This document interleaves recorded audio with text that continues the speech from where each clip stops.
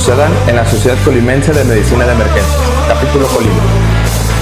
Hagamos que las cosas sucedan en el capítulo Nayarit. Hagamos que las cosas sucedan en la Sociedad Mexicana de Medicina de Emergencias.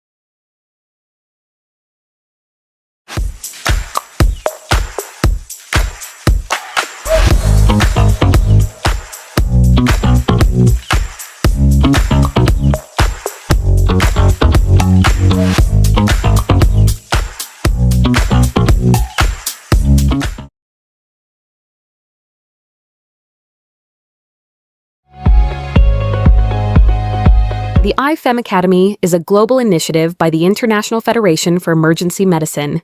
It unifies IFEM's diverse educational activities into a learning mission that supports advocacy for IFEM's vision. This e-learning platform will include courses, webinars, and digital content, co-created with expert global partners, available in multilingual formats. Hello, my name is Dr. Saleh Faris Al-Ali. I'm the president of the International Federation for Emergency Medicine. We would like to bring you information on the IFEM Academy, an exciting development for educating professionals working in emergency care all over the world. Hello, my name is Dr. Fionn Davis, and I'm a past president of the International Federation for Emergency Medicine. I am passionate about education. The IFEM Academy project connects the best of the world's emergency medicine e-learning resources and the best teachers to the staff in hospitals in all corners of the world, filling a big gap for those in greatest need. State-of-the-art, bite-sized learning will underpin more formal webinars and in-person courses. Hello, I'm Dr. Pauline Convocar, the President of the Asian Society for Emergency Medicine and the President-elect of the International Federation for Emergency Medicine. As a faculty member and mentor to emerging leaders, I have witnessed how access to knowledge changes not just clinicians but entire systems. The IFEM Academy brings world-class education to every corner of the globe, ensuring that even in low and middle-income countries, excellence in emergency medicine is achievable. When we invest in the academy, we invest in people. We nurture the next generation of emergency physicians. We sustain growth, and we move together toward equitable quality emergency care for all. Together, let's make learning truly global with the IFEM Academy. Hey everyone, I'm Dr. Priska Kizito from Uganda. I've spent much of my time helping build emergency care systems and training programs across our country. And I realized that across Africa, many providers that are dedicated to emergency care strain in terms of learning and access to structured, quality, ongoing training. And this is why the IFEM Academy really excites me. It will help connect us in terms of collaboration, enable us to link up to better resources and even collaborate in terms of teaching. This will enable everyone everywhere to access the available resources and empower all clinicians in emergency care across the world. Thank you. Hello, I'm Dr. Martín Torraco, an emergency medicine consultant from Argentina. In many parts of Latin America, getting consistent, high-quality training in emergency medicine can be quite a challenge, especially in low-resource or remote areas like smaller towns, rural communities, or regions with harsh climates. That's why the IFEM Academy is such a brilliant initiative. It brings together trusted, evidence-based learning from around the world and makes it easily accessible to clinicians wherever they are. I really believe this will help strengthen our specialty, support professional growth, and ultimately improve the care we can deliver. IFEM's vision is to provide the emergency medicine go-to resource, which gives equitable access to the world's emergency physicians, nurses, and paramedics. We would value your support.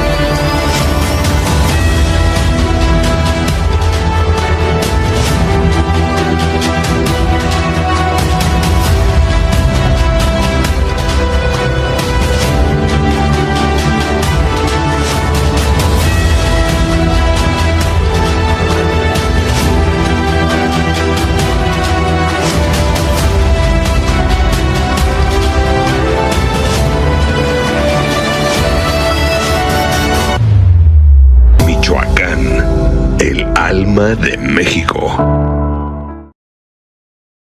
Hola, ¿cómo están todos? Muy buenas noches a todos. Agradecemos su presencia aquí en nuestra sesión mensual de la Sociedad Mexicana de Medicina de Emergencias.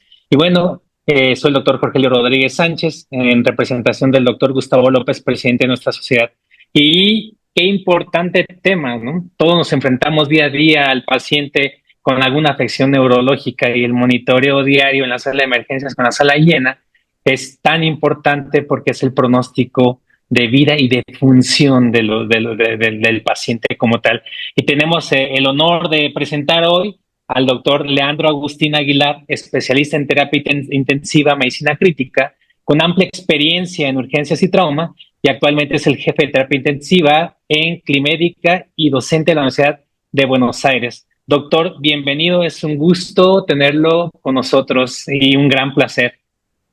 Bueno, muchas gracias. El gusto y el placer son míos y muchas gracias por la invitación.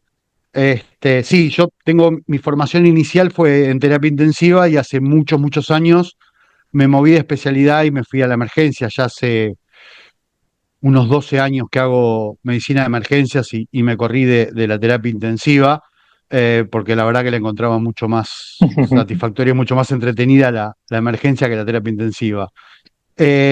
Bueno, agradezco mucho la convocatoria. Hoy vamos a charlar mientras le voy a dar dando la presentación, voy a charlar de el monitoreo no invasivo de la hipertensión endocraniana. Buenísimo. Lo cierto es que en los últimos años hubo un montón de avances con un montón de dispositivos con respecto a la medición no invasiva de la presión intracraniana, pero básicamente porque también se fue moviendo el concepto donde hace muchos años, cuando yo hacía terapia intensiva, los pacientes con PIC, uno perseguía un número y perseguía ese número para lograr los números que no fueran, o que las guías decían que no eran dañinas para el cerebro.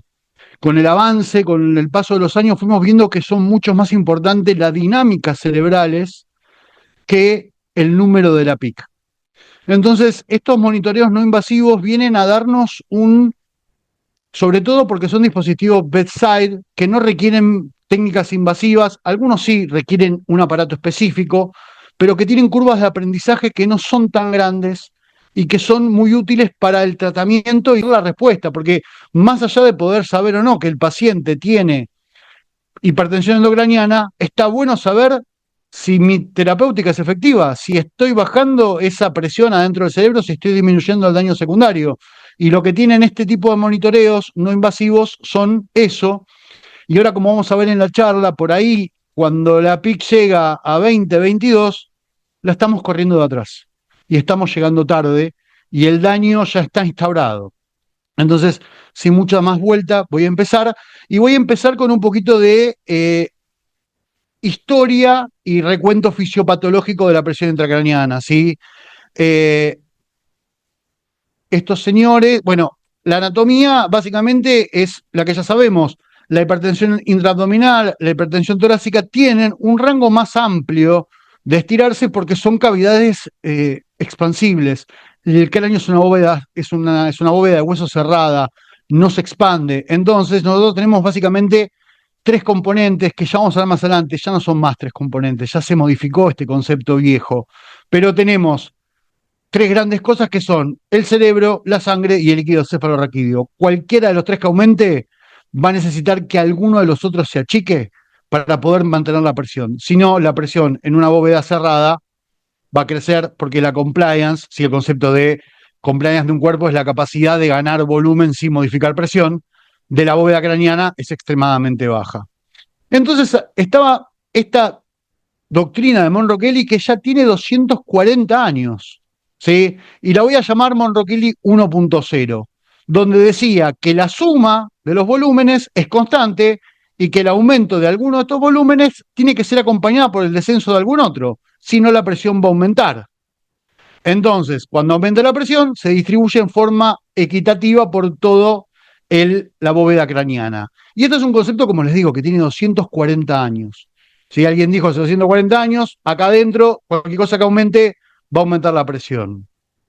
Después, lo que se vio era que había cosas extracraneanas que también influenciaban sobre la presión intracraneana, ¿sí? Y acá es lo que llamamos 2.0, que es, si yo tengo una restricción al retorno venoso, si bien no me va a modificar ninguno de esos tres componentes adentro de la bóveda craneana, voy a tener aumento de la presión intracraneana. Entonces, ya la presión intracraneana deja de ser solamente esos tres componentes adentro de la bóveda y empieza a haber otras cosas que entran en juego.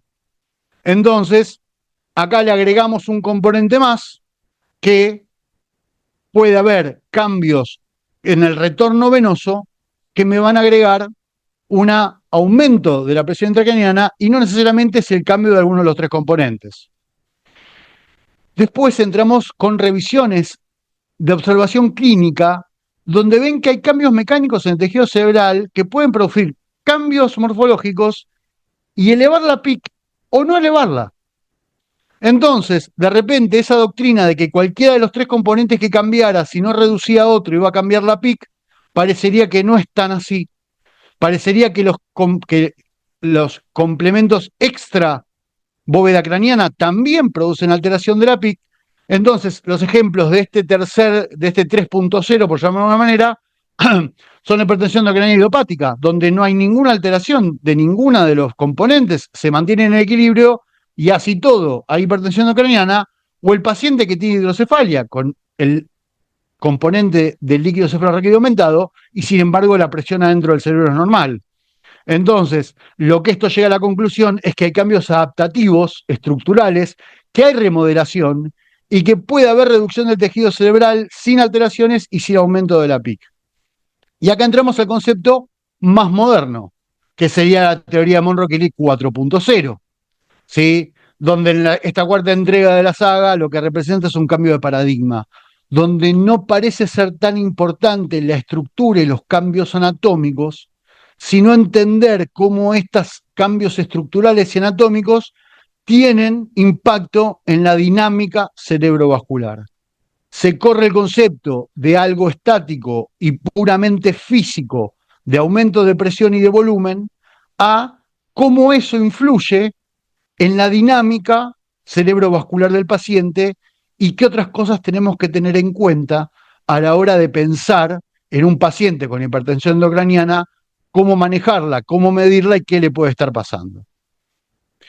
Sí, acá en este 4.0 vamos a salir de esos conceptos por ahí tan cortitos que teníamos de presión intracraniana y vamos a empezar a hablar de autorregulación, sistema linfático, reserva cerebral compensatoria, que son fundamentales a la hora de regular la presión intracraniana y las respuestas. Ahí pongo un artículo, y no me voy a extender más en esto porque si no la charla será interminable, pero este artículo, la verdad que lo recomiendo muchísimo. Es un artículo de 2025, si no me equivoco, es muy, muy enriquecedor.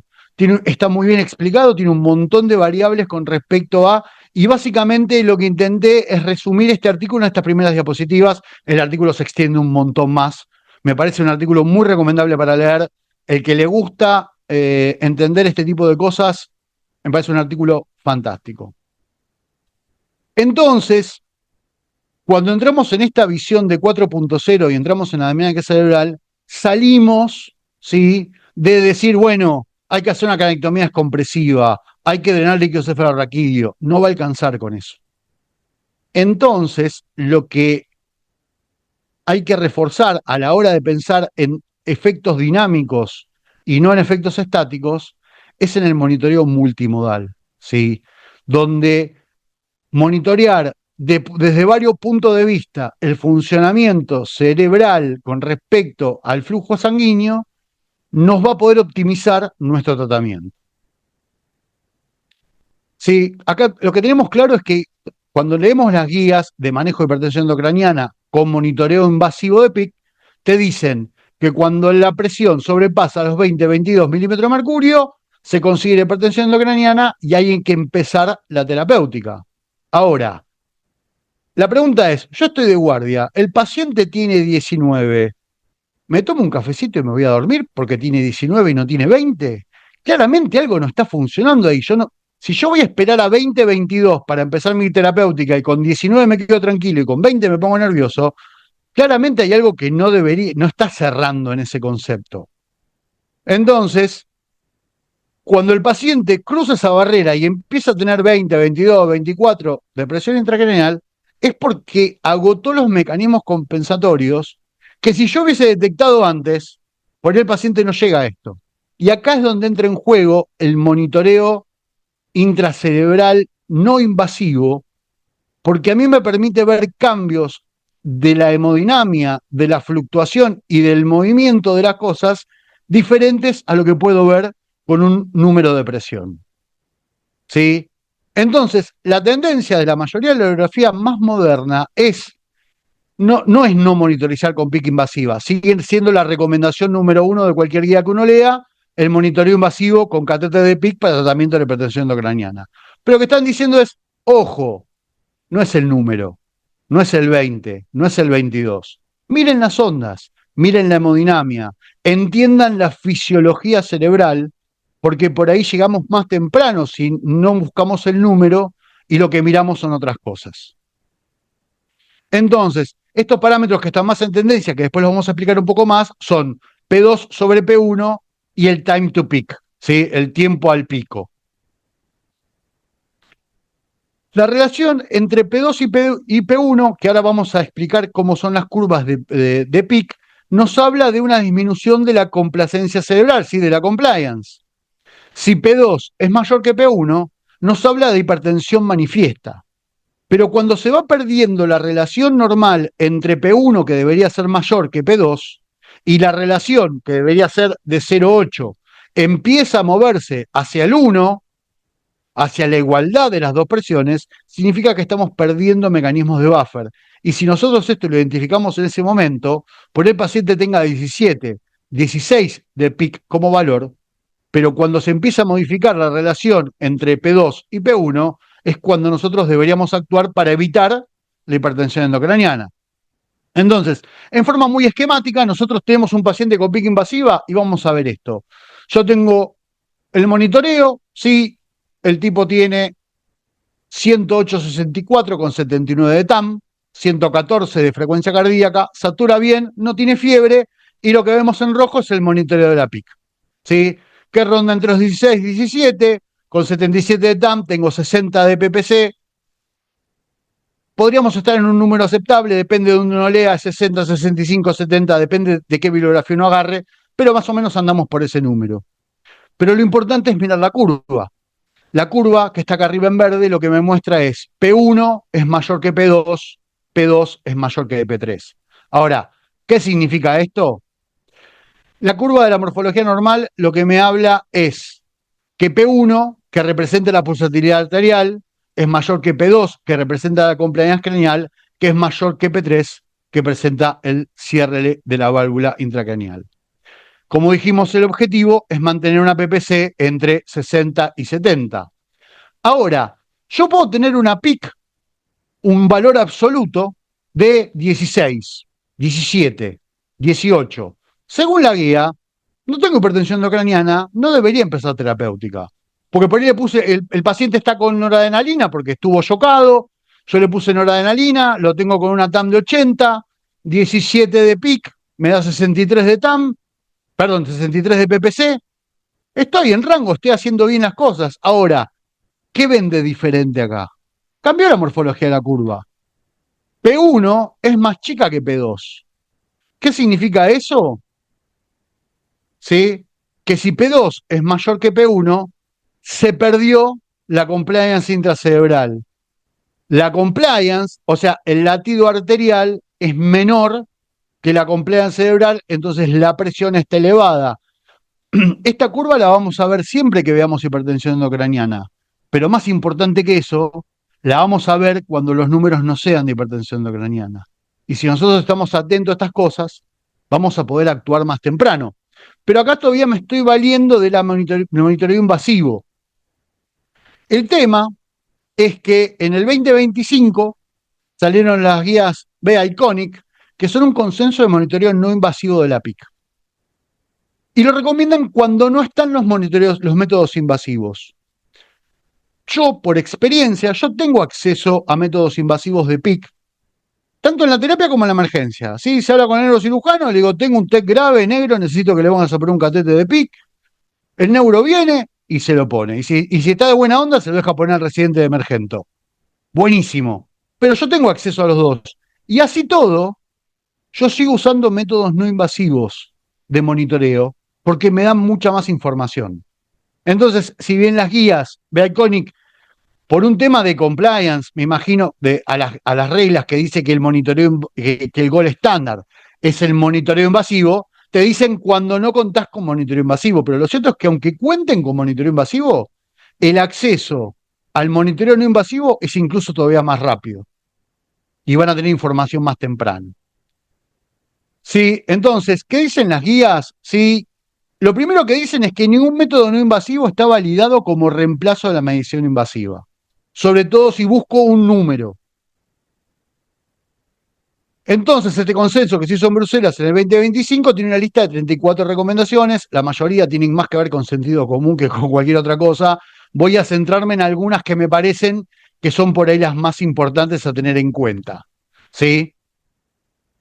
Que son: todos los pacientes con TEC grave, con signos radiológicos de hipertensión intracraniana, deberían tener un monitoreo invasivo de PIC. No se corren de las guías habituales, ¿sí? Ahora, si vamos a usar métodos no invasivos, recomiendan por lo menos dos. No basar en uno solo, sino basar en dos mecanismos. Y se recomienda utilizar estos métodos para guiar la terapéutica y evaluar su eficacia. Y lo que por ahí me parece más innovador y más útil es que usarlo en el TEC moderado. Porque yo tengo un tipo con un TEC moderado que tiene un Glasgow de 12, 11. Si le voy a clavar una antena en la cabeza, lo tengo que poner en coma. Si lo tengo que poner en coma, dejo de poder evaluar neurológicamente si el tipo mejora o empeora. Entonces, el monitoreo de la hipertensión endocraniana en pacientes con TEC moderado estaba fuera de discusión. Yo tenía la evaluación neurológica, podía ver la caída del Glasgow, podía mirar las pupilas, pero el monitoreo de la hemodinamia cerebral en estos tipos estaba fuera de discusión porque lo tengo que poner en coma para clavarle una antena en la cabeza. Entonces, lo que nos vienen a traer los métodos no invasivos es también monitorizar estos pacientes y un TEC moderado, no dejar que se transforme en un TEC grave por aparición de hipertensión endocraniana. O sí, por ahí no puedo hacer nada al respecto, pero por lo menos estoy avisado. Lo que hay que tener en cuenta que, como la mayoría de las cosas cuando hablamos de neurocriticidad o neurointensivismo o todos estos términos modernos de pacientes neurológicos, es que casi la total de las recomendaciones son sin evidencia disponible y opinión de expertos. Cada guía de neuro que vean, las de en algunas cosas tiene mucha evidencia por el Trauma Data Bank, que hay muchos pacientes, pero la mayoría de las cosas que vayan a ver de neurocríticos son sin evidencia y opinión de expertos. Entonces, así aparecen, por ejemplo, dispositivos, y acá, a ver, hay un montón de dispositivos nuevos, hay cosas que leí que no sé ni cómo son, que parecen sacadas de la ciencia ficción. Yo les voy a hablar de los 4 métodos con los que yo trabajo, con los que yo estoy acostumbrado a usar y que puedo hablar con respecto a la experiencia. Hay un montón de métodos que no voy a nombrar porque no tengo, la verdad que no tengo ni siquiera, no tengo visto ni cómo son. Aparecemos con el dispositivo Brain4Care. El Brain4Care es un dispositivo que viene en una valijita que trae una vincha, un sensor y un cablecito, ¿sí? Para cargarlo, básicamente. Se pone así de fácil, ¿sí? Ese soy yo poniéndome el Brain4Care. Se tarda menos de 30 segundos en ajustarlo porque es una vincha que se ajusta con un cosito, se lo deja apoyado, se apoya sobre el parietal del paciente, derecho o izquierdo, es indiferente, y después lo que hace es, se sincroniza con Bluetooth al teléfono, y eso en el teléfono te tira información.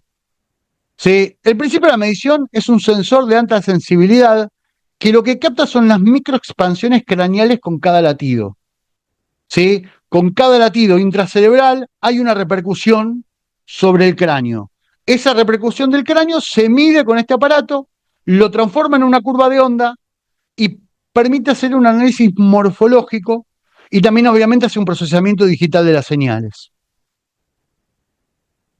Las ventajas: no me va a tirar un valor de PIC, me va a tirar una curva.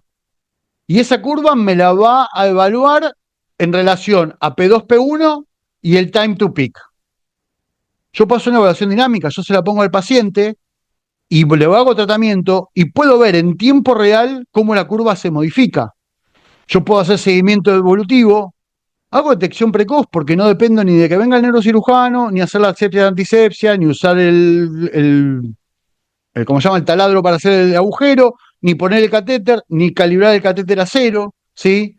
Y es lo que se llama medicina basada en tendencias. Yo voy viendo para dónde tiende a ir el paciente y no me estoy basando en un número fijo.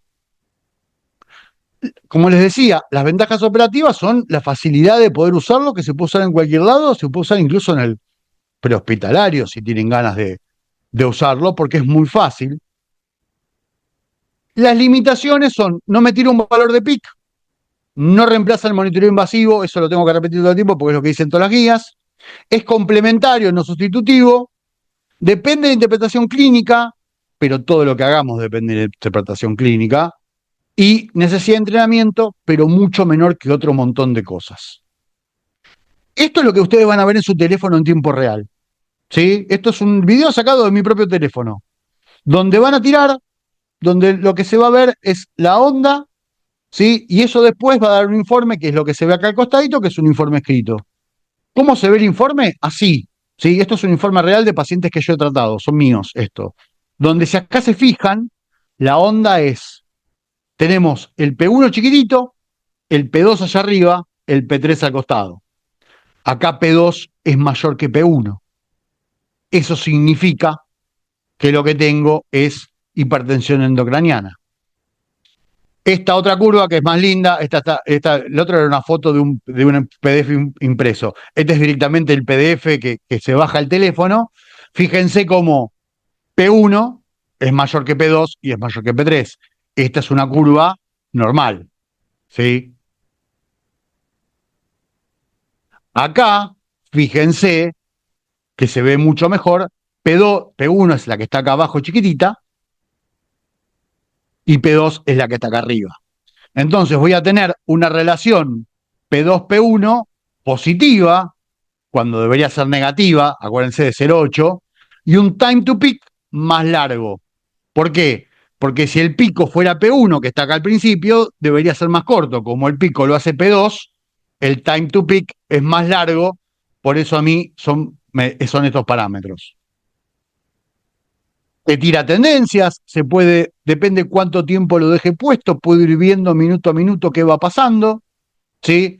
Entonces, esto a mí lo que me va a mostrar es las curvas de la presión intracraniana, puedo usar los valores de P1 sobre P2, de P2 sobre P1 y time to peak, hacer un tratamiento y ver cómo eso se modifica en tiempo real. Entonces, el primer método no invasivo del que les puedo hablar y con el que yo estoy familiarizado es usar el Brain for Care. ¿Hace falta un aparato especial? Sí. ¿Es un aparato caro? No lo sé. A mí me lo dio la empresa a cambio de que le suba los datos. Sirve. A mí me sirve. A los pacientes les sirve. No sé cómo es el tema de conseguir el aparato en sí. Sé que es una empresa brasileña. Sé que está entrando en Estados Unidos. No sé si en México tienen acceso a esto o si está dando vueltas por algún lado o si tienen noticias de esto. No, no, doctor, realmente es la primera vez que lo identifico. En el sistema público no he escuchado que se esté utilizando. Hay un poco de diferencia al resto de América, es que a veces las instituciones públicas no aceptan como el compliance de algún dispositivo para hacer estudios por algunos temas ahí de política institucional, que sí los he visto en Colombia o en Argentina como con ustedes, y que eso ayuda mucho, pero también no creo que sea imposible empezar a trabajarlo y las ventajas que conlleva, que nos ha explicado, pueda nosotros hacer la gestión, la gente que nos dedicamos al tema de gestión o somos jefes de servicios, empezar a trabajar sobre ello. La verdad que es muy fácil de usar, es muy cómodo y da un montón de información. y está muy bueno también para la parte educativa. Sentarme con los residentes y mostrarles las curvas, y mostrarles la respuesta, y mostrarles cómo responden. La verdad que es muy, muy bueno. Es muy didáctico y los informes que da son tan claros que la verdad que ni siquiera dan lugar a interpretación. Uno los va mirando y los va interpretando como va yendo. Un segundo método en el que también estoy entrenado y en el que también les puedo hablar es el Doppler transcraniano en hipertensión endocraniana. Yo me formé en Doppler hace muchísimos años, cuando en realidad para lo único que usábamos el Doppler era para ver si el paciente con emergencia aracnoidea tenía vasospasmo. Era ese el motivo, y para diagnosticar muerte encefálica. Era para las dos cosas que usábamos el Doppler hace 20 años en la terapia intensiva. ¿Sí? Ahora, en realidad, lo que se debió es que los cambios en las curvas o en las ondas Doppler nos van a dar una idea del estado hemodinámico. Lo que vamos a ir viendo, lo que tienen de bueno estos 4 métodos que les voy a contar, es que no todos miden lo mismo, pero todos infieren la hipertensión endocraniana. ¿Qué quiero decir? A ver, el uso de Doppler transcraniano se está utilizando para estudios de presión de perfusión con resultados positivos con respecto a la identificación de perfusión insuficiente. Entonces, a diferencia de lo que habíamos visto antes, que el Brain for Care me va a dar una onda de pulso cuando hay hipertensión endocraniana, teniendo en cuenta la copia cerebral, esto lo que va a evaluar es la presión de perfusión cerebral. No va a evaluar directamente la presión intracraniana. Entonces, yo voy a inferir que tengo menos PPC a mayor PIC. Entonces yo voy a inferir el aumento de la PIC, pero porque tengo una caída en la presión de perfusión, ¿sí? Cerebral. Lo que quiero decir es que mide velocidades de flujo sanguíneo en arterias intracraneales como en la arteria cerebral media, que es la que más fácil se puede acceder, la grande y la que puedo medir. Entonces, voy a tener parámetros como la velocidad media, la velocidad diastólica, el índice de pulsatilidad, que ahora vamos a explicar cómo me sirven para inferir la hemodinamia cerebral. ¿Sí? El índice de pulsatilidad se correlacionó con cambios en la presión intracraneal y perfusión cerebral. Entonces, valores elevados de índice de pulsatilidad pueden reflejar una baja PPC. Entonces, ¿qué voy a ver cuando aumenta la PIC? ¿Qué me va a mostrar el Doppler? Una caída de la velocidad diastólica. ¿Sí? Relativa preservación, aumento de la velocidad sistólica, un aumento del índice de pulsatilidad, un aumento del índice de resistencia. Esto lo que me muestra es mayor resistencia intracraniana y menor perfusión. ¿Qué quiero decir con esto? Ahora lo vamos a ver en dibujitos. Si yo tengo una presión, supongamos de 15 adentro de la cabeza, y yo tengo una diastólica de 60. Yo tengo una presión que llega con 60 adentro del cráneo. Si yo tengo 15, a mí me sobran 45 puntos de presión para meter sangre dentro de la cabeza. Entonces, por diferencia de presión, la presión va a entrar. Ahora, a medida de que la pica aumenta y se acerca más a mi diastólica, lo que yo voy a ver es que va a costar más que entre la sangre en la cabeza. En realidad, lo que la hace entrar es la sistólica, pero que se mantenga dentro de la cabeza, porque en cuanto la diastólica empiece a bajar y tenga la misma diastólica o menos diastólica que la PIC, la sangre va a ser expulsada para afuera, y eso voy a ver en la onda de pulso. Sí, bueno, acá es cómo se calcula el índice de pulsatilidad, no me parece importante. Valores normales, después lo pueden frenar y leer cuando les parezca. No me quiero detener en números porque lo que quiero es el concepto, ¿sí? No se confundan con el índice de Lindenberg, ¿sí? Que el índice de Lindenberg es cuando medimos la diferencia entre las arterias intracerebrales y extracerebrales para ver si hay o no hiperemia o vasoespasmo. Pero hasta esto es lo que quería llegar, ¿sí? Nosotros tenemos un paciente donde ven que tiene la cabeza con una zona aracnoide hecha pelota. Tiene un montón de sangre, tiene aumento de la presión, y fíjense cómo la diastólica es muy baja. ¿Por qué? Porque si yo tengo la pica aumentada, a mí me entra la sangre porque tengo 120 de sistólica, la sangre entra porque tiene más de la PIC. Ahora, cuando la PIC se empieza a parecer a la diastólica y la presión empieza a caer, esa sangre es expulsada rápidamente fuera del cráneo porque la presión de adentro es más alta que la diastólica. Entonces se va a ver cómo se achata la curva diastólica. Si yo trato esta presión intracraniana, ya sea haciendo una cranectomía, con hipertónico, con propofol, con lo que fuera, y mejoro la presión intracraniana, lo que se va a ver es cómo la curva, ¿sí?, se mantiene, la diastólica vuelve. Porque otra vez, cuando la presión empieza a caer, si la presión dentro del cráneo bajó, la sangre no va a ser expulsada rápidamente para afuera. Espero ser claro con esto que estoy diciendo. Entonces, bueno, esta es la explicación de lo que acabo de decir. Entonces, cuando nosotros tenemos un Doppler, el Doppler normal lo voy a ver de esta manera: sístole, diástole, y queda todo ese pedazo abajo, ¿sí?, de sangre como es como una rémora, que en realidad es la forma normal. Cuando yo tengo aumento de la presión intracraniana, la diástole se va a ver reducida drásticamente porque a medida que va bajando la presión aumentada adentro de la cabeza me va a empujar la sangre para afuera. Ahora, si la presión intracraniana es mayor o igual que la diastólica, la sangre directamente no va a entrar. Entonces no voy a ver diastólica en la curva, significa que la presión intracraniana está altísima y que ya por lo menos iguala la presión diastólica. Y cuando la hipertensión intracraniana alcanza la presión arterial media, voy a ver esta cosa reverberante para abajo, ¿sí?, es ondita reverberante, que es básicamente lo que usábamos hace un montón de años, como les decía, para hacer el diagnóstico de muerte encefálica, donde la sangre ya no entra a la cabeza, donde lo que pasa es que se queda sin perfusión.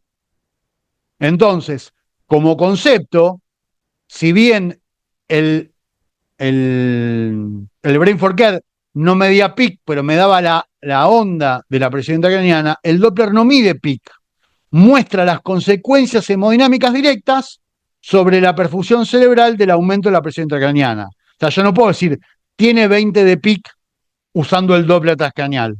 Lo que puedo decir es, tiene una presión lo suficientemente alta como para tener compromiso de la presión de perfusión cerebral. Entonces, si yo hago tratamiento y mejoro la diastólica, y puedo saber que estoy teniendo un tratamiento correcto porque está mejorando la perfusión cerebral, pese a que nunca tuve un valor de peak. Espero haber sido claro en esto. Porque, bueno, este es el mismo dibujito, ¿sí?, el mismo concepto, como para fijar conceptos. Porque ahora vamos a pasar a la pupillometría en hipertensión endocraniana. El pupilómetro también es un aparato especial que hay que tener. ¿Se puede hacer pupillometría no automatizada? Técnicamente se podría, pero sería muy difícil, ¿sí? Sería las cuentas, la percepción, la medición, sería extremadamente difícil. Por eso están los pupilómetros automáticos, ¿sí? El pupilómetro automático, básicamente, lo que hace es mide el diámetro pupilar, la latencia de respuesta a la luz, la velocidad de contracción, la velocidad de dilatación, y todo eso indexado y sumado, no sumado, sino puesto en la misma fórmula, termina dando el índice neurológico pupilar. ¿Sí? ¿Qué quiero decir con índice neurológico pupilar? Yo voy a tener una forma automatizada de medirlo y que voy a poder hacer una monitorización seriada objetiva, porque el mismo aparato me va a medir lo mismo. No es que, para mí son 2 milímetros, para mí es 1,5 milímetros. Aparte, nosotros poder diferenciar el ser humano entre 1,5 milímetros y 2 milímetros, básicamente no tenemos la capacidad. Entonces, por eso el pupilómetro tiene que ser automatizado. Si yo ya veo una pupila grandota y una chiquita, bueno, sí, claramente no necesito el pupilómetro, lo que necesito es una cranectomía descompresiva. Pero bueno, lo que permite es una monitorización seriada. Y una vez más, yo no estoy midiendo hipertensión endocraniana, sino que estoy midiendo cómo la hipertensión endocraniana termina produciendo alteraciones morfológicas en las vías que manejan el movimiento de las pupilas. ¿Qué quiero decir? El aumento de la presión intracraniana produce compresión del mesencéfalo, compresión del tercer par, que es el oculomotor, compromiso del sistema parasimpático pupilar, alteración de los núcleos mesencefálicos. Entonces, yo con el pupilómetro lo que estoy monitoreando es qué repercusión tiene sobre el mesencéfalo. Si el mesencéfalo se ve repercutido, yo pienso que tengo una pica elevada. Y si yo trato esa pica elevada y mejora el índice pupilar, significa que estoy tratando adecuadamente una hipertensión endocraniana, que si bien nunca tuve la certeza ni nunca tuve el número, yo lo que estoy viendo son las consecuencias de la presión aumentada. ¿Sí? Entonces, ¿cuáles son las consecuencias de la presión aumentada? Miriasis progresiva, disminución de la reactividad pupilar, anisocorias y pupilas hiporreactivas o arreactivas. Entonces, la alteración pupilar es un marcador clínico directo de la disfunción del tronco por hipertensión endocraniana. Yo nunca tuve, la pica es 16, la pica es 22, la pica es 4, no, ese número nunca lo tuve. Pero yo tuve cuáles son las repercusiones troncoencefálicas de esa presión que va aumentando mediante el índice neurológico pupilar. Entonces, cuando tenga hipertensión endocraniana, lo que voy a ver es una caída del índice neurológico pupilar, una reducción en la velocidad de constricción, un aumento de la latencia pupilar, disminución en la amplitud de respuesta y asimetría pupilar progresiva. ¿Sí? Valores normales, 3 o mayor normal, para abajo de 3 alterado, menos de 2 es seguramente un gran compromiso neurológico. Este es mi pupilómetro, el que uso yo, el que usamos en el hospital. Se usa un ojo, se usa el otro, o sea, se le plantea que es el mismo paciente. Fíjense que ahí dice 1 de 2, 2 de 2, o sea, es el mismo paciente que uno usa uno, le mide el otro, integra las informaciones del ojo derecho, del ojo izquierdo, te mide las diferencias y le tira un número, ¿sí? Entonces, esto es bedside, se hace en segundos y yo tengo información de cómo está el paciente. Entonces, si yo le puse el Brain for Care y le puse el pupilómetro, ya estoy usando las dos que recomiendan las guías Baconic. Si yo le puse el Brain for Care y le medí con el Doppler, ya tengo las dos. Si usé el Doppler y usé el pupilómetro, ya tengo las dos. Y lo cierto es que está bueno. Y si podemos usar 3-3 y si podemos usar 4-4, porque mientras más información tenga yo, más me sirve, porque por el paciente, por ahí no es un trauma de cráneo, por ahí es un paciente con alguna hemorragia subaracnoidea y tiene afectación del tronco y tiene un sangrado en el tronco. Entonces yo tengo una lesión fija en la vía de las pupilas que me da una pupila fija y me va a dar siempre mal el índice neurológico pupilar, pero porque tengo una afectación anatómica del lugar donde sale el núcleo y no por hipertensión endocraniana. Entonces yo tengo eso y me voy a guiar por esto. Digo, uy, che, tiene hipertensión endocraniana. Y por ahí le pongo el Brain for Care o le mido el Doppler, che, todo el resto está bien. ¿Qué pasa? Bueno, se pasa que tiene una lesión anatómica en ese lugar, que por ahí la tomo no la vi y si hago una rezo la vea. Entonces, mientras más métodos puedan integrar, también van a tener menos falsos positivos y menos posibilidades de equivocarse con respecto hacia dónde tienen que ir. Entonces, si bien el índice me da un número, el objetivo que cuantifica una función neurológica pupilar, ¿sí? No mide solo si la pupila reacciona o no reacciona, si se contrae o no se contrae, sino cómo reacciona, cuánto tarda, cuánto reacciona, cuánto tarda en volver a acomodarse, qué diferencia hay entre un ojo y el otro. Por eso es importante el tema de la automatización, ¿sí? Y hace un cálculo algorítmico que suma todas esas cosas y me termina dándose el índice neurológico pupilar, ¿sí? Entonces, el pupilómetro no mide la pupila ni mide la hipertensión endocraniana, sino que mide el sistema neurológico que controla la pupila, que son todas esas cosas. Lo podemos llamar como un biomarcador funcional de troncoencefálico. Entonces, fíjense cómo estos diferentes métodos que venimos hablando de monitoreo no invasivo, todos como que van mirando una cosa diferente del camino. Entonces, si yo los puedo sumar, voy a tener un montón más de información. Entonces, cuando aumenta la PIC, se comprime el encéfalo, se compromete el tercer par, se altera la vía parasimpática pupilar, disminuye la respuesta pupilar, baja el NPI, yo infiero que hay daño del tronco por hipertensión endocraniana. Dibujitos explicando cómo funciona el pupilómetro y qué vías mide. No son importantes, más dibujitos, ¿sí? Entonces, el índice neurológico pupilar no evalúa pupilas, sino que evalúa la integridad funcional del tronco encefálico con aumento de la presión intracraneal. Estas son imágenes del pupilómetro que usamos nosotros, ¿sí?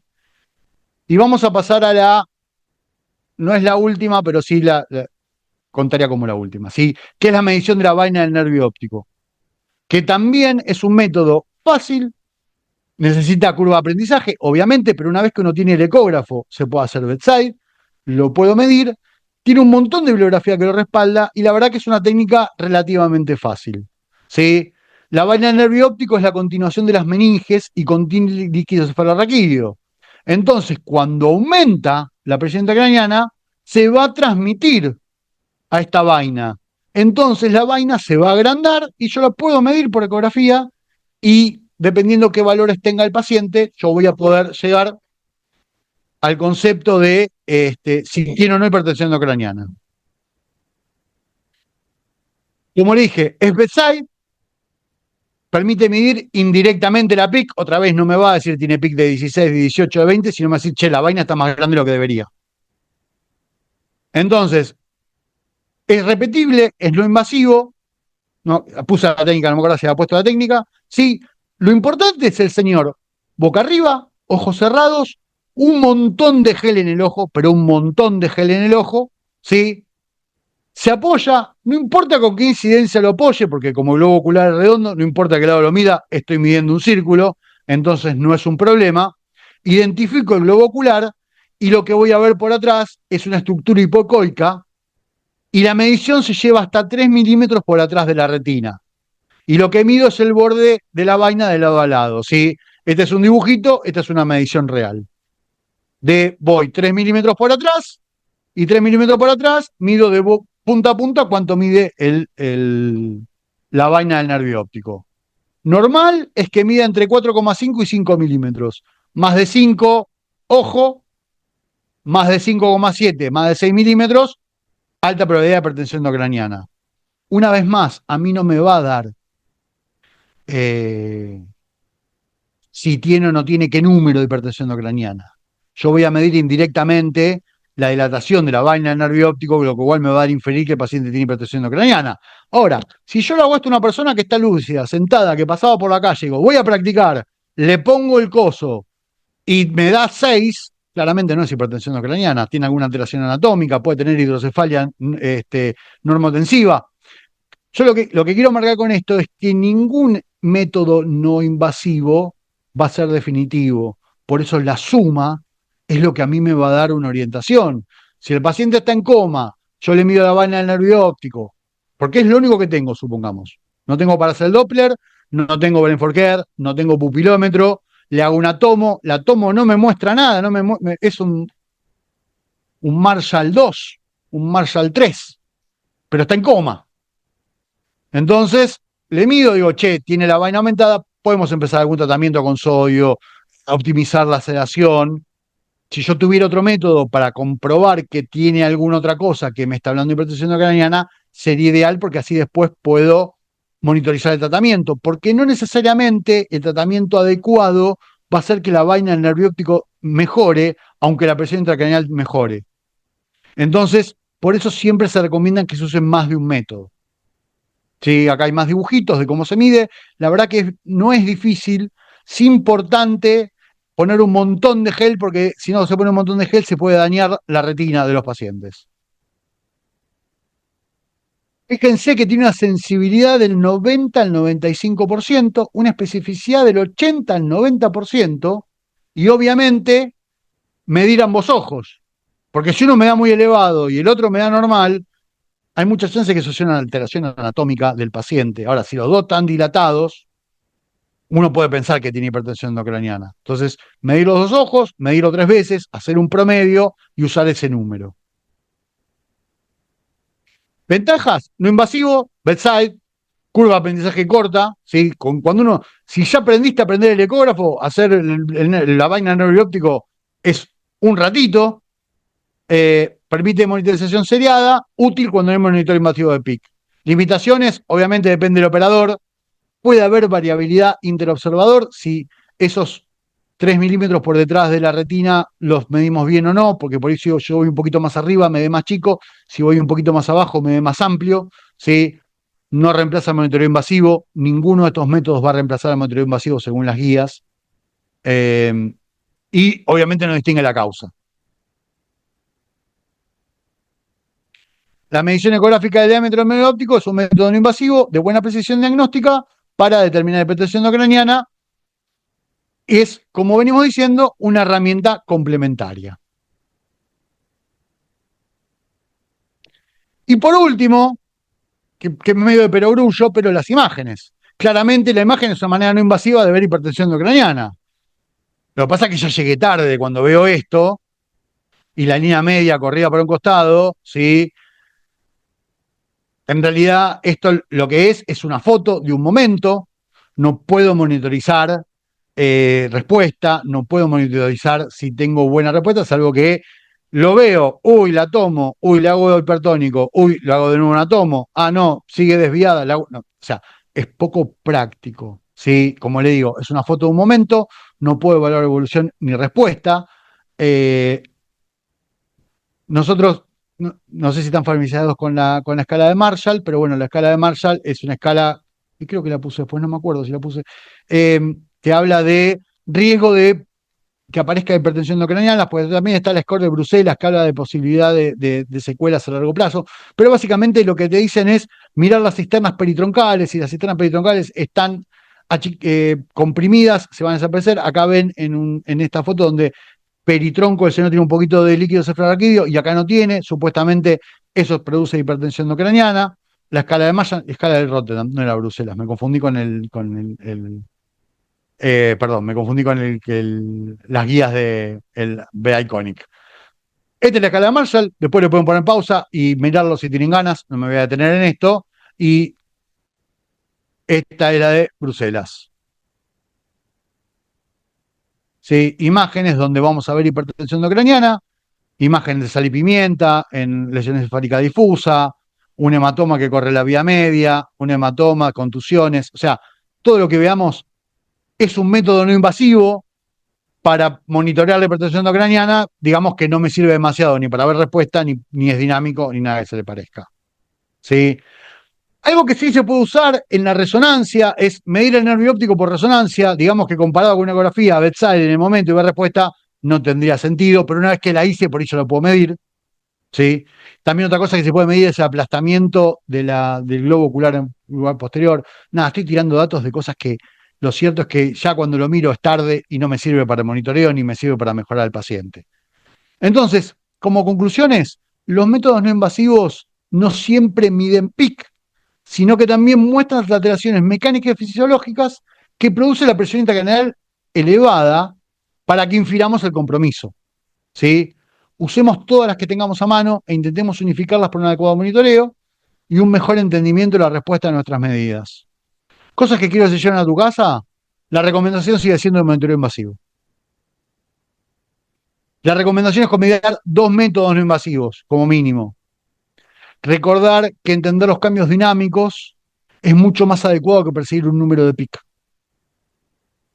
El monitoreo multimodal y el tratamiento adecuado a cada paciente es lo que hay que apuntar en el futuro.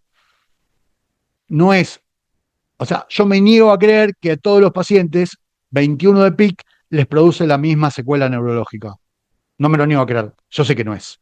Entonces, si yo puedo monitorizar la hemodinamia de ese paciente, la PPC con el Doppler, cómo está la onda de PIC, con el brain forecast, cómo se mueve la pupila, cómo está comprometido el tronco, yo voy a hacerle tratamiento y por ese paciente lo tengo que llevar a 16 de PIC para que tenga una hemodinamia normal, no a 19. Entonces, el monitoreo multimodal y el tratamiento, cuando digo adecuado, quiero decir individualizado, a medida, a cada paciente lo que necesita, ¿sí? Que es lo que la medicina de precisión es lo que se viene en el futuro. Acá dejo algunas citas bibliográficas de las cosas que usé, donde saqué imágenes, la mayoría creo que son mías, salvo algún dibujo que no pude hacer, pero lo que son fotos y demás son mías. Pero acá les dejo la bibliografía y terminamos. Bien, doctor, la verdad es que nos llevó de una manera tan integral como debe ser lo que es Iconic, ¿no?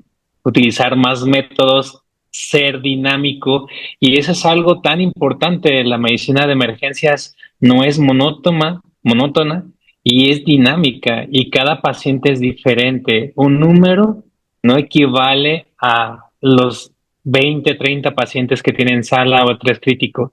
Y se asegura mucho el enfoque que usted hace a la seguridad, ¿no?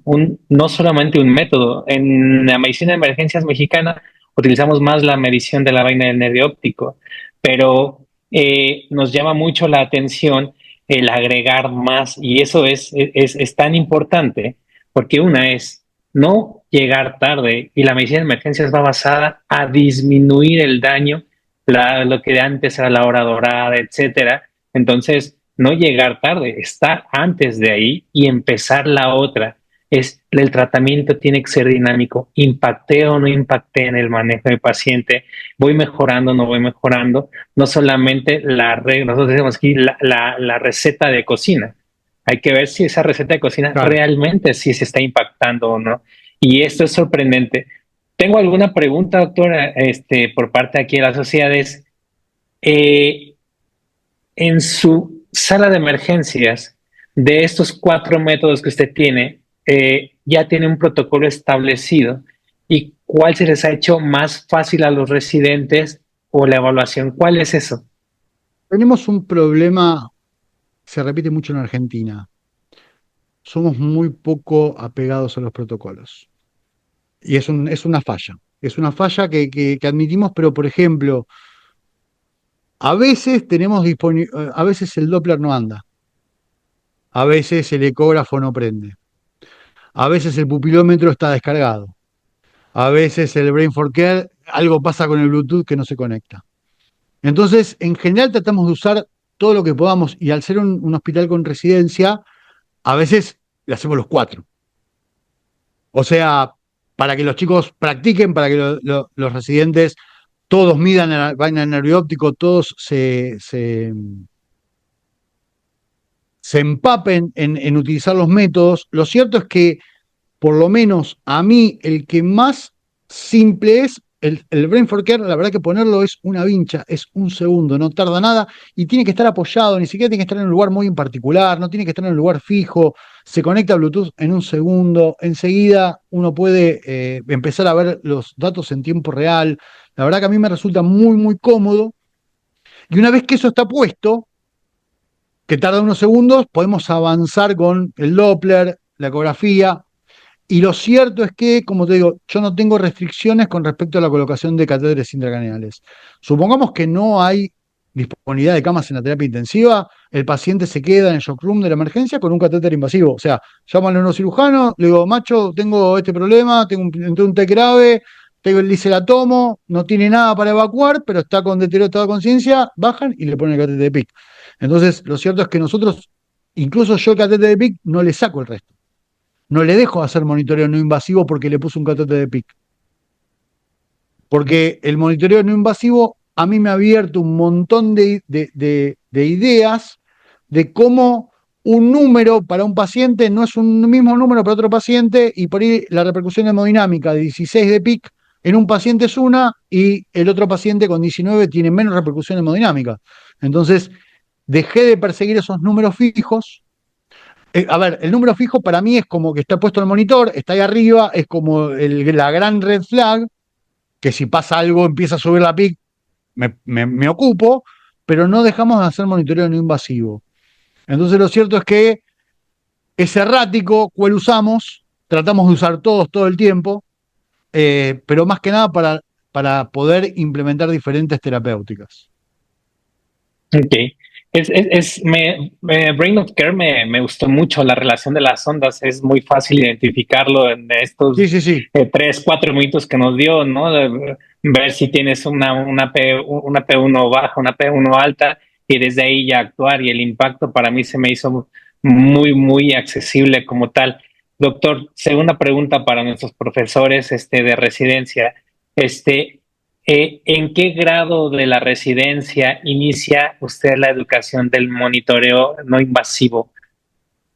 ¿Recién de primer año, segundo año, tercer año, o desde el TR1? El día que cruzan la puerta. A ver, tenemos 2 esquemas de formación. Está el esquema más clásico, que tiene que ver con el curso superior de especialista que damos de la UBA, que somos sede en el hospital, donde vamos yendo por módulos, vamos neuro, vamos hemodinamia, vamos cardio, y eso lo empiezan en el segundo año. pero dependiendo qué funciones esté cumpliendo ese día el residente, si hay un R1, nos sentamos con el R1, hacemos las mediciones, después nos sentamos con este residente primero, cuesta más porque falta un montón de conocimiento teórico para alcanzar, pero los familiarizamos con todos los métodos, o sea, no tenemos restricciones de acceso a complejidad según el año. Sabemos que le va a tardar más en entenderlo o en internalizarlo el R1 que el R3, obvio, porque el R3 tiene otro bagaje y otro conocimiento.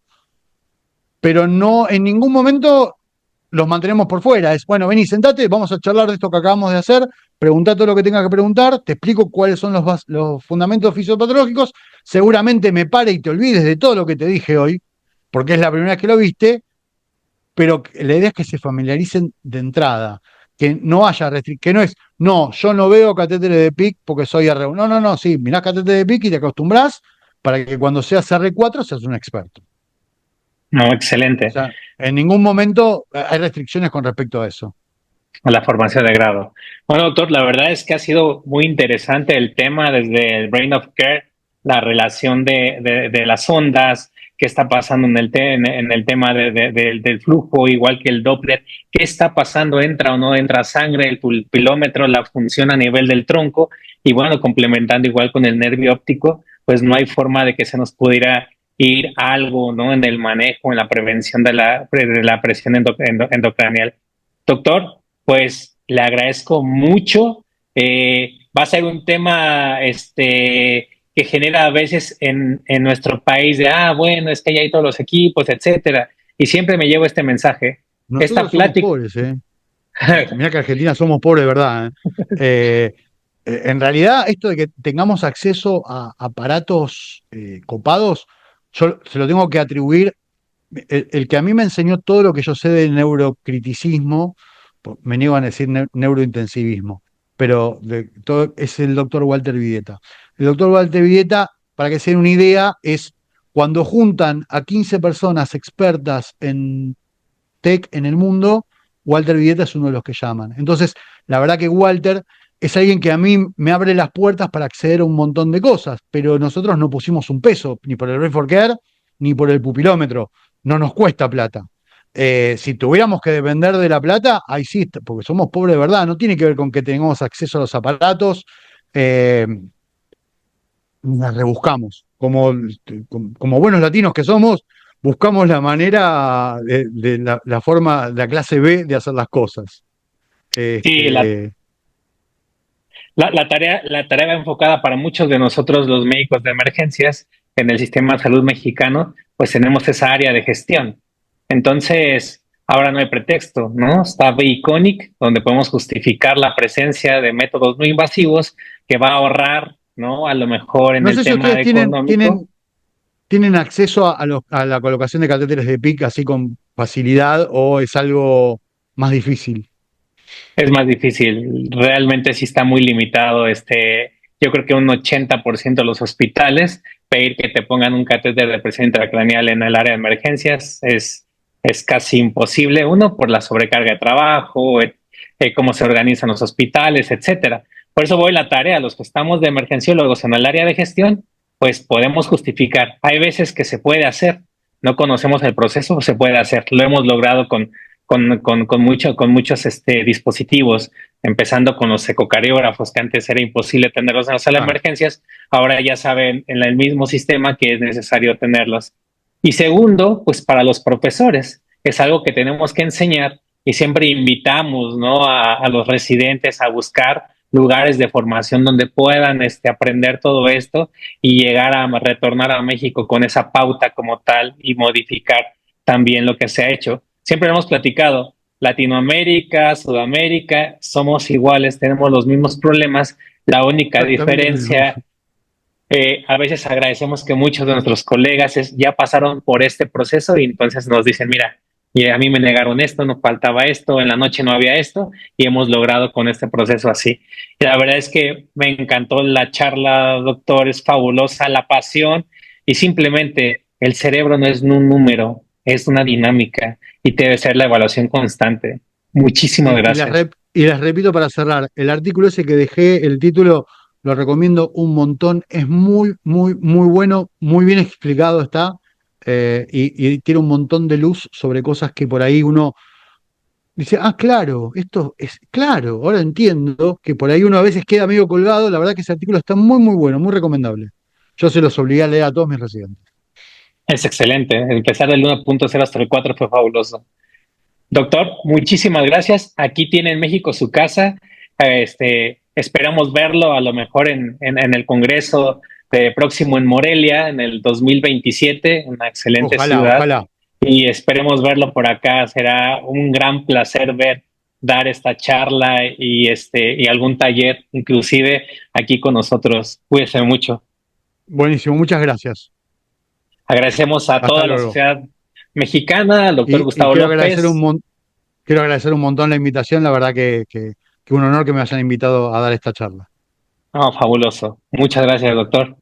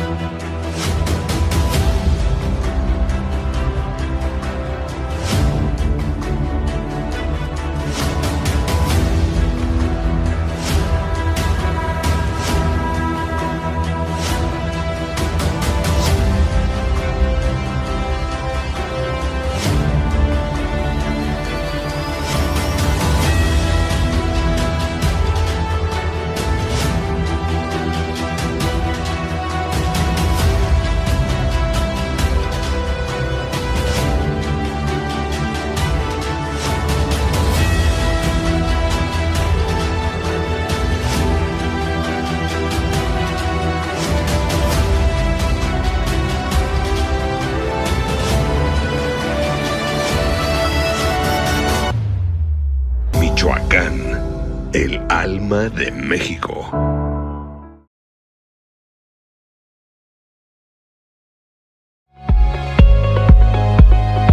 The IFEM Academy is a global initiative by the International Federation for Emergency Medicine. It unifies IFEM's diverse educational activities into a learning mission that supports advocacy for IFEM's vision. This e-learning platform will include courses, webinars, and digital content, co-created with expert global partners, available in multilingual formats. Hello, my name is Dr. Saleh Faris Ali. I'm the president of the International Federation for Emergency Medicine. We would like to bring you information on the IFEM Academy, an exciting development for educating professionals working in emergency care all over the world.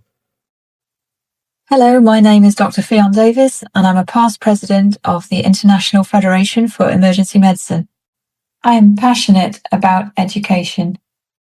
The IFEM Academy project connects the best of the world's emergency medicine e-learning resources and the best teachers to the staff in hospitals in all corners of the world, filling a big gap for those in greatest need.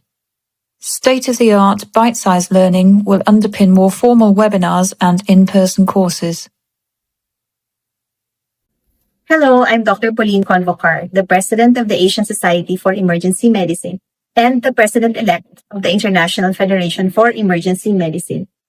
As a faculty member and mentor to emerging leaders, I have witnessed how access to knowledge changes not just clinicians but entire systems. The IFEM Academy brings world-class education to every corner of the globe, ensuring that even in low and middle-income countries, excellence in emergency medicine is achievable. When we invest in the academy, we invest in people. We nurture the next generation of emergency physicians. We sustain growth, and we move together toward equitable, quality emergency care for all. Together, let's make learning truly global with the IFEM Academy. Hey, everyone, I'm Dr. Priska Kizito from Uganda. I've spent much of my time helping build emergency care systems and training programs across our country. And I realized that across Africa, many providers that are dedicated to emergency care strain in terms of learning and access to structured, quality, ongoing training. And this is why the IFEM Academy really excites me. It will help connect us in terms of collaboration, enable us to link up to better resources and even collaborate in terms of teaching. This will enable everyone everywhere to access the available resources and empower all clinicians in emergency care across the world. Thank you. Hello, I'm Dr. Martín Torraco, an emergency medicine consultant from Argentina. In many parts of Latin America, getting consistent, high-quality training in emergency medicine can be quite a challenge, especially in low-resource or remote areas like smaller towns, rural communities, or regions with harsh climates. That's why the IFEM Academy is such a brilliant initiative. It brings together trusted, evidence-based learning from around the world and makes it easily accessible to clinicians wherever they are. I really believe this will help strengthen our specialty, support professional growth, and ultimately improve the care we can deliver. IFEM's vision is to provide the emergency medicine go-to resource, which gives equitable access to the world's emergency physicians, nurses, and paramedics. We would value your support.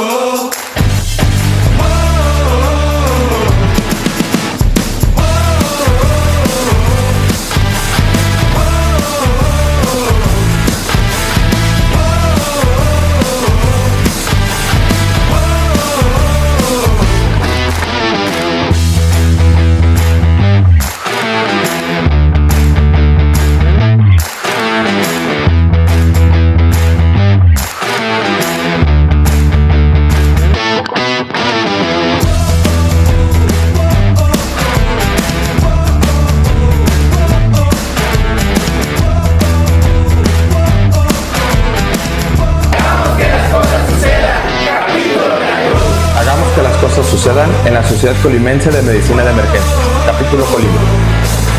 Hagamos que las cosas sucedan en el capítulo Nayarit. Hagamos que las cosas sucedan en la Sociedad Mexicana de Medicina de Emergencia.